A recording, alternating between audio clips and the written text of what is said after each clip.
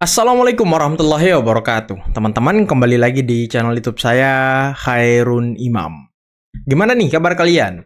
Semoga kita semua selalu diberi kesehatan, kemudahan, dan juga limpahan rezeki dari Yang Maha Kuasa, teman-teman ya. Nah, di video kali ini kita akan melihat sebuah tayangan yang sangat-sangat mengejutkan datang dari salah satu channel YouTube pembenci Pak Jokowi yang memberikan sebuah informasi penting kepada kita semua bahwa Egy Sujana selaku Ketua Umum dari TPUA sudah memecat pengurus inti dari TPUA, Tim Pembela Ulama dan Aktivis. Salah satunya adalah Rizal Fadilah, kemudian ada Azam Khan, kemudian ada Rustam Effendi. Waduh, kira-kira mereka ini dipecat karena apa ya? Apakah karena mereka masih ikut gerbong Roy Suryo dan tidak mengikuti jejak atau langkah dari Egy Sujana dan juga Damai Hari Lubis? Dan ini sangat tiba-tiba dan mengejutkan. Dan menjadi pertanyaan kemudian, apakah Egy Sujana dapat restu lagi dari Habib Rizik? Waduh. Nanti kita simak videonya. Karena kita juga akan melihat bagaimana Sekjen dari Rejo sedikit membocorkan kekhawatiran dari Egy Sujana sebelum mendatangi rumah Pak Jokowi, yang sepertinya beliau sudah mewanti-wanti apa yang akan terjadi atau serangan-serangan dari ya mungkin kelompok dia yang lama yang tidak terima kalau Egy Sujana menghadap Pak Jokowi. Tapi sebelum kita mulai, jangan lupa like, subscribe, dan share. Dan tanpa perlu berlama-lama lagi, mari kita mulai videonya berikut ini. Ya, memang dari awal-awal Pak Egy itu menyampaikan ke kami, saya itu kok nggak enak sama pendukung-pendukung saya. Nanti saya ini kok nanti dibully oleh pendukung-pendukung saya. Sekarang saya ajak Anda untuk menyimak apa yang dilakukan oleh Egy Sujana. Dia membuat pengumuman secara tertulis ya, ini jadi siaran pers secara tertulis. Di situ dia menyatakan begini, saya BES, ini maksudnya dia menyebut dirinya sebagai Bang Egy Sujana ya, makanya BES. Selaku Ketua Umum TPUA, Tim Pembela Ulama dan Aktivis, dengan ini menyampaikan kepada publik bahwa berdasarkan hak prerogatif Ketua Umum, saya menyatakan tidak lagi berkenan berjalan bersama dengan beberapa rekan perjuangan yang sebelumnya juga merangkap sebagai pengurus maupun rekanan TPUA. Oh, ini disebutnya rekanan ya, bukan rekan ya. Keputusan ini diambil setelah mempertimbangkan kondisi internal organisasi yang tidak lagi harmonis, tidak komunikatif, serta tidak sejalan dengan garis perjuangan TPUA, Tim Pembela Ulama dan Aktivis. Ya kan? Adapun pihak-pihak yang dinyatakan tidak lagi bersama TPUA adalah sebagai berikut. 1. Azam Khan diberhentikan dari jabatan Sekretaris Jenderal TPUA sekaligus dari status rekanan TPUA terhitung sejak akhir tahun 2025. Disebabkan tidak adanya keserasian dan terjadinya disharmoni yang membuat perjuangan bersama tidak lagi nyaman. Padahal kemarin itu tanggal 15 Desember ya, pada waktu gelar perkara khusus itu kan Azam Khan ini termasuk yang masih hadir ya dalam gelar perkara khusus. Kedua, Saudara Muslim Arbi diberhentikan dari posisi PLT Ketua TPUA sekaligus dari status rekanan TPUA sejak awal tahun 2026 dengan alasan serupa, disharmoni dan tidak sejalannya visi perjuangan.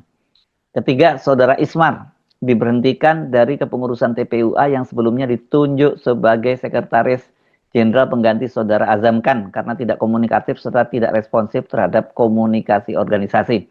Oh, jadi rupanya Azam Khan itu sudah dipecat sejak akhir Desember lalu dan sudah diganti Ismar, tapi penggantinya katanya tidak komunikatif dan tidak responsif dan sekarang dicopot lagi. Yang keempat, Saudara Kurnia Triroyani diberhentikan dari status rekanan TPUA karena tidak patuh terhadap keputusan dan kebijakan organisasi serta lebih mematuhi dan bekerja sama dengan pihak luar yang berupaya mengganggu kekompakan, merusak kredibilitas serta tidak menunjukkan loyalitas terhadap kepemimpinan TPUA.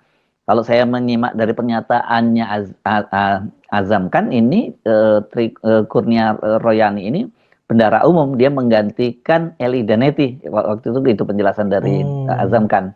Kelima, Saudara Rizal Fadilah dinyatakan tidak lagi bersama TPUA karena kondisi disharmoni dan tidak adanya komunikasi yang sehat dalam organisasi.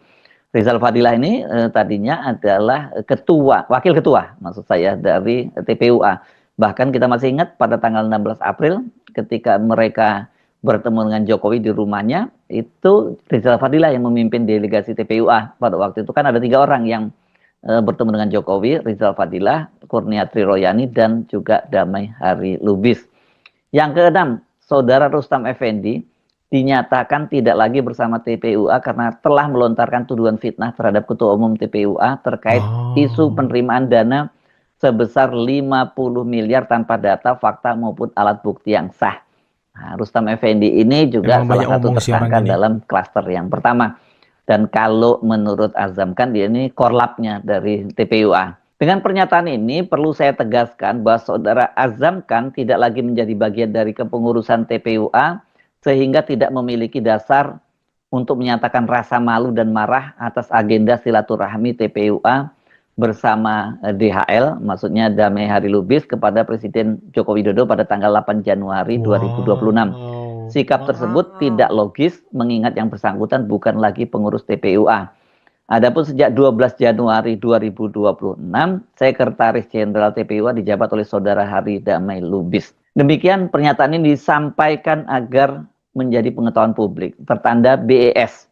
Damai Hari Lubis akhirnya mengklarifikasi apa maksud kedatangannya ke kediaman Presiden ke-7 Joko Widodo bersama dengan Egy Sujana, yang juga tersangka kasus ijazah Jokowi. Damai Hari Lubis membantah bahwa keduanya sowan ke kediaman Jokowi untuk memohon maaf dan diampuni atas kasus hukum yang menjeratnya. Saat dikonfirmasi melalui pesan singkat, Minggu 11 Januari 2026 silam, Damai mengakui kedatangan Egy Sujana dan dirinya untuk melunasi utang bertemu dalam agenda Tim Pembela Ulama dan Aktivis atau TPUA 16 April 2025 silam. Damai juga membantah bahwa dirinya datang untuk memohon maaf pada Jokowi seusai ia dan Egy Sujana berpotensi dijerat pidana. Ia tak mau ambil pusing soal narasi permohonan maaf tersebut. Menurutnya, Egy Sujana selaku Ketua TPUA akan memberikan klarifikasi agar isu ini tidak menjadi liar dan bisa mencegah adanya fitnah kepada mereka. Sebelum ada TPUA. Nah, singkat cerita,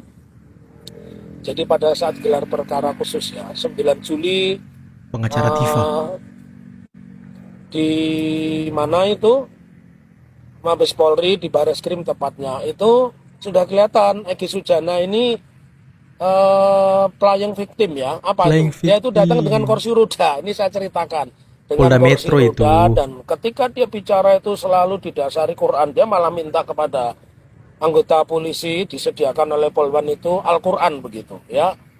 Dan dari situ sudah kelihatan bahwa Egy ini memang ingin menonjolkan yang namanya Elida Neti ya, yang saya menyebut ya di Elida Neti.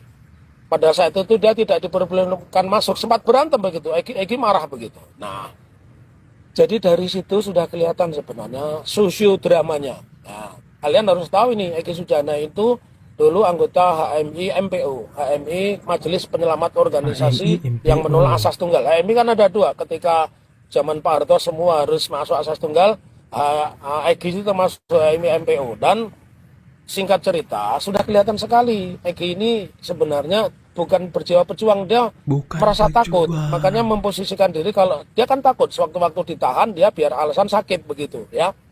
Egy Sujana itu kan memang ketua umum dari TPUA, ya mereka kalau sekjen saya, bendahara umum itu kan sekarang ini ya sudah lama sih Kurnia, ya sama Anda, kan? Si Rizal Fadilah, Bang Rizal itu wakil ketua umum. Kalau Bang DHL sendiri jabatannya sama, wakil ketua juga sebenarnya ya, cuman dia pernah bilang sama Bang Egy udah mau off dulu lah, gitu loh poinnya itu. Nah, kalau poin yang Anda tanyakan soal ke Solo, ya kan? Secara pribadi itu urusan dia memang, artinya tidak pernah ada konfirmasi kepada sekjen ya. Tidak ada konfirmasi kepada sekjen, tidak ada. Terus, tapi katanya tadi Egy Sujana Anda udah dipecat dari sekjen sejak akhir 2025 Desember ya kan? kok sekarang masih mengaku sekjen? Gimana nih? Dan udah diganti tadi dibilang Egy, dan pengganti Anda dipecat lagi gitu ya kan? Kepada wakil ketua umum juga tidak ada, gitu loh ya. Kan saya tanya, termasuk kepada bendahara umum yaitu Mbak Kurnia juga tidak ada. Sebelum berangkat ke Solo nggak diinformasikan kepada anggota TPUA yang lain? Nggak ada. Sama sekali nggak ada. Justru kami tahunya di Metro, si Rahmat itu berbicara. Rahmat berbicara bahwa pertama yang membuka bicara itu adalah si DHL. Ya, setelah DHL berbicara panjang lebar, baru mengajukan minta maaf. Kan begitu, menurut Rahmat ya yang di Metro Betul, TV. DHL yang minta maaf. Diaminkan oleh Egy Sujana dengan ditutup doa. Istilahnya diaminkan Ditutup ya, bukan doa. amin gitu enggak. Tapi ditutup dengan doa. Bahkan di doa itu kan ada bahasa istilahnya saya mendoakan ayah saya Ayahanda, ya, Pak Joko Jokowi. Widodo dari sakit termasuk kita semua. Jadi itu poin yang bisa saya tangkap dari Metro itu. Namun selebihnya dari soal itu memang tidak pernah ada konfirmasi kepada saya sebagai sekjen, nggak ada. Anda bukan sekjen, Termasuk kata Egy, kepada tadi masalahnya. Rizal Fadira wakil ketua umum dan Kurnia tidak ada. Termasuk kepada Rustam apalagi ya, korlap lapangan tidak ada. Jadi kami menganggapkan ini apa ya, pihak kucing-kucingan lah. Harusnya kan terbuka aja lah gitu. Kucing-kucingan Nah, ini kan ya supaya kan? menghindari sakwasangka. Sakwasangka dari publik, sakwasangka dari media apapun, mau online, mau stream dan segala macam termasuk TV. Sebaiknya memang harus diklarifikasi secepat mungkin sama Ya, Bang kita Egy tunggu dan klarifikasi Bang Egy Sujana ya kan? Dia tidak mewakili TPU, Bang? Tidak ya? Tidak. Tidak Sama mewakili sekali TPU. tidak ada konfirmasi kepada saya sebagai sekjen, ya termasuk juga kepada wakil ketua umum Rizal Fadila dan Tapi tadi katanya itu agenda silaturahmi TPUA ya kan? Terus Anda bilang bukan agenda TPUA. Ini gimana ini? Dan Anda sudah dipecat jadi sekjen ya kan? Kurnia. Bayangkan aja, saya hanya dan termasuk korlapnya si Rustam. Saya hanya membayangkan begini ya. Mereka ini ya Rustam, Rizal Fadila dan Kurnia tersangka loh di TPUA loh. Perjuangannya cukup luar biasa. TPUA itu yang tidak tersangka hanya diperiksa kan saya, sekjen gitu loh ya. Jadi seharusnya ada rasa gitu loh yang disampaikan lebih Ya, apa ya, ya, ya. didahului gitu loh. Dari hati ke Ada hati rasa gitu yang ya kan? harusnya didahului bahwa rasa kemanusiaan itu penting. Jadi kalau ditinggalkan maksud saya ini 3 tersangka dari TPUA ya kalian sendiri yang menjawab lah, nggak usah saya lah. Dulu Roy Suryo sangat lantang mengatakan kalau ijazah Pak Jokowi palsu. Sekarang dia malah yang jadi tersangkanya. Pertanyaannya ini murni soal hukum atau sebenarnya ada dendam pribadi yang belum selesai antara Roy Suryo dengan Pak Jokowi? Siapa yang menyangka bahwa pada akhirnya sebuah tuduhan yang awalnya dilempar seperti bola panas ke ruang publik justru kemudian akhirnya berbalik arah dan menghantam orang yang melemparkannya. Inilah ironi besar yang sedang kita saksikan bersama. Sebuah tuduhan ijazah palsu ke Pak Jokowi yang menyeret Roy Suryo kemudian ke status tersangka. Ibarat senjata makan tuan, isu yang digulirkan dengan penuh keyakinan tersebut kini justru menjadi semacam pintu masuk masalah hukum yang serius bagi Roy Suryo sendiri. Dan yang bikin cerita ini semakin menarik atau mungkin malah tragis begitu, Roy Suryo kita tahu semua dia dikenal sebagai salah satu figur publik yang ikut merumuskan Undang-Undang ITE, hukum yang selama ini sering disebut-sebut sebagai pasal karet dalam tanda kutip dan sekarang justru berpotensi menjerat perumusnya sendiri. Kita jadi bertanya-tanya apa yang sebenarnya sedang terjadi. Apakah ini murni soal keyakinan pribadi Roy Suryo terhadap tuduhan ijazah palsu Pak Jokowi, atau sebenarnya ada kepentingan lain yang lebih besar, lebih politis, dan lebih strategis di balik semua ini? Oke teman-teman, itulah tadi beberapa video yang bisa kita simak, yang bisa kita saksikan pada kesempatan kali ini. Dan gimana menurut kalian mengenai kabar Egy Sujana selaku Ketua Umum TPUA yang memecat anggota-anggotanya? Tadi siapa? Rustam Effendi, Korlap TPUA dipecat. Kurnia Triroyani dipecat juga dari rekanan TPUA. yang juga merangkap sebagai bendahara. Kemudian Rizal Fadila selaku wakil ketua umum dipecat juga. Siapa lagi tadi? Azam Khan yang tadi ngaku-ngaku sebagai sekjen juga dipecat.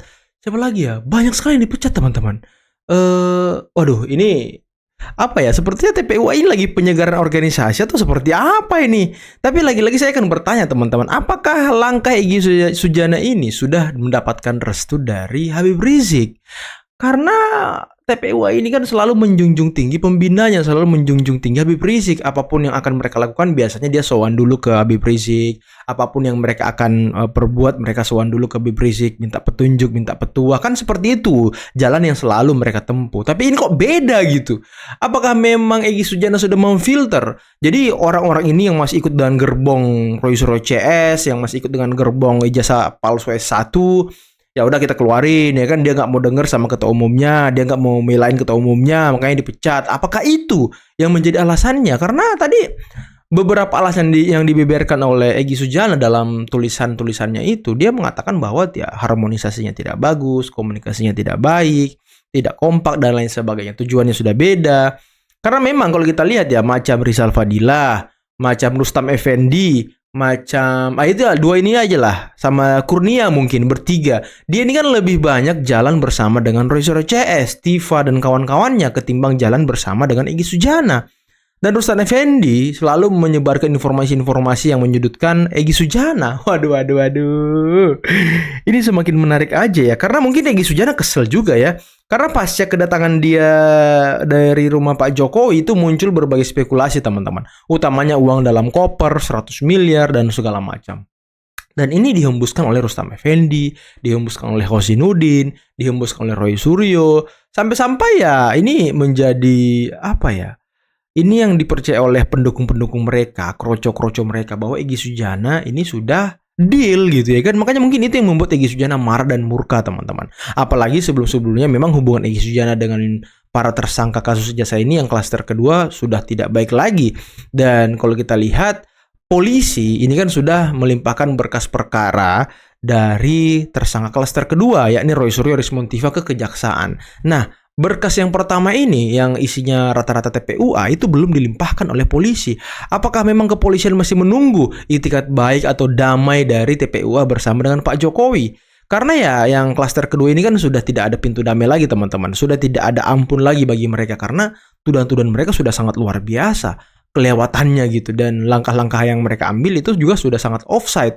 Makanya ya mungkin polisi masih menunggu nih. Karena kemarin ada kabar juga kalau Egy Sujana dan juga Damai Hari Lubis sudah mengajukan restoratif justice ke Polda Metro. Nah, apakah itu yang menjadi alasan Polda Metro belum melimpahkan berkas dari tersangka klaster pertama ini? Ya nanti kita simaklah seperti apa kelanjutannya. Yang jelas, Roy Suryo Rismontiva sebentar lagi akan diadili, teman-teman. Dan kita berharap semua transparan, berjalan dengan baik, dan sesuai dengan harapan kita tentunya. Oke, mungkin cukup sekian dulu video kali ini. Jangan lupa like, subscribe, dan share videonya. Akhir kata, billahi taufiq wal hidayah. Assalamualaikum warahmatullahi wabarakatuh. Bye-bye.